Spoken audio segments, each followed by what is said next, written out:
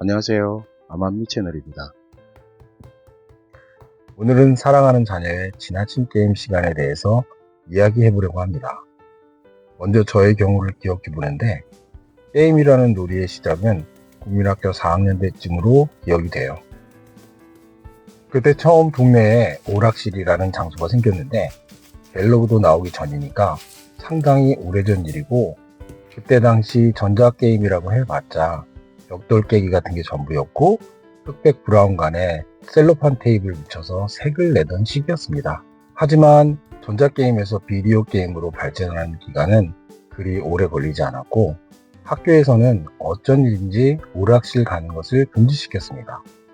그럼에도 불구하고 비디오 게임을 너무나 좋아했던 저는 오락실을 들락거리다가 걸려서 부모님을 학교에 모셔가야 하는 수모를 겪었던 적도 있어요. 2025년을 시작하는 지금의 게임 형태는 정말 많이 변했는데, 요즘은 어디를 가든 아이들이나 어른이나 스마트폰을 들여다보는 광경을 흔히 볼 수 있어요. 미국에 사는 아이들도 예외는 없습니다.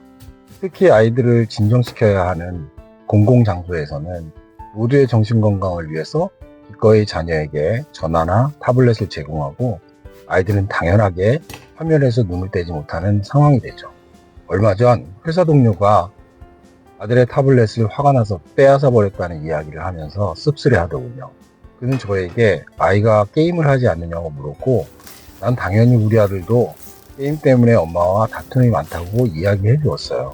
그러자 동료는 사랑하는 아이가 너무 갖고 싶어 해서 아이패드를 선물해 주었는데, 어느 때부턴가 게임을 시작하면 아빠가 무슨 이야기를 해도 듣지 않고 심지어는 화를 내더라는 거예요. 몇 번의 경고를 주고 조심하라고 이야기했는데, 점점 더 심해지는 상황에서 심성이 착한 그도 폭발을 해버린 것이었죠. 저의 경우도 별반 다르진 않은데, 제 아들도 3월이면 13살이 되고, 일정 시간 게임을 시켜주지 않으면 다른 친구들과 비교하면서 공평하지 않다고 불평을 늘어놓고 합리화시키고, 어떻게 하든 게임 시간을 얻으려고 노력한 지 꽤 오래되었어요. 요즘 게임은 예전 비디오 게임과는 확연히 다른 점이 있는데, 특히 모바일 게임은 짧은 시간 안에 성취감을 느낄 수 있도록 설계되어서 짧은 플레이 타임에도 강한 보상을 제공해서 반복적인 사용을 유도하죠. 또한 성장기의 아이들은 학업 스트레스나 가정 문제 등 현실에서 겪는 어려움을 피하려고 게임에 몰입하는 일종의 도피 성향도 보이고요. 그리고 게임이 주는 세계관 자체가 터무니없이 폭력적이거나 캐릭터 자체가 선정적이다 보니 자녀가 어떤 게임을 하는지 제대로 모르는 어른들의 입장에서 미디어에서 조장하는 나쁜 점만이 더 크게 우려로 다가오기 마련이죠. 부모님들 사이에서 논쟁의 포인트는 자녀의 학업저하, 수면 부족, 그리고 충동 조절과 등으로 압축해 볼 수 있는데, 사랑하는 나의 자녀가 게임 중독으로 정작 중요한 학업을 게을리하거나 사회성조차 포기할 수 있다는 지극히 당연한 걱정에서 시작됩니다. 그렇다면 아이를 바라보는 부모 시절에는 그런 게임이 전혀 없었냐는 반문을 할 수 있고, 그 반문에 대해 게임을 전혀 한 적 없다고 이야기할 수 있는 부모는 단 한 사람도 없을 것이라고 생각이 드네요.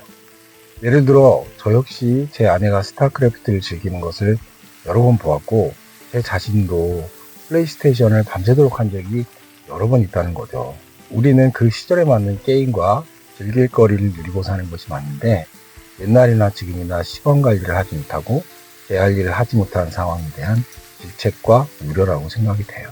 책을 읽는 건 좋은 습관이고 유튜브를 보는 것은 유익하지 않다고 선을 긋는 오해와 선입견이야말로 사랑하는 자녀에게 더 많은 스트레스를 제공하는 것이 아닐까 걱정이 되고요. 저희 개인적인 생각이지만 자녀가 게임하는 것을 이유 없이 말리기보다는 시간 관리에 대해 서로 합의하는 게 현명한 방법이지 않을까 생각합니다. 아울러 아이들이 게임 중독이 되지 않도록 애쓰는 부모님들을 위해 여러 매체에서 다양한 솔루션을 제공하기도 하는데요.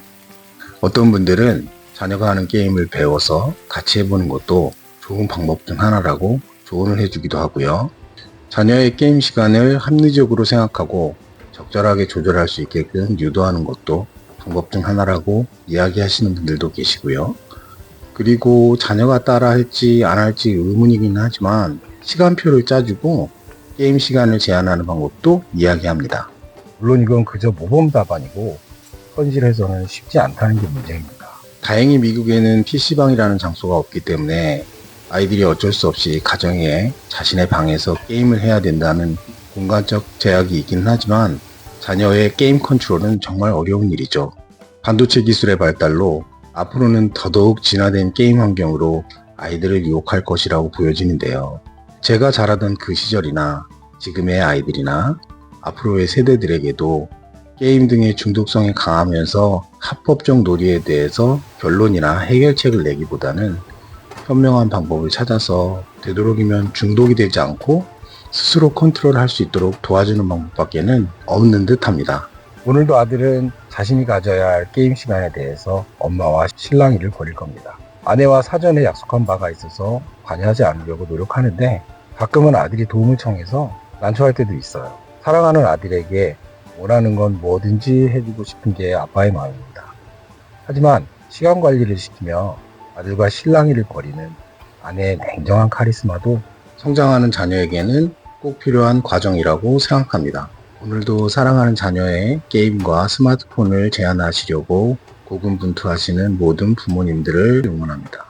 오늘도 수고하셨습니다.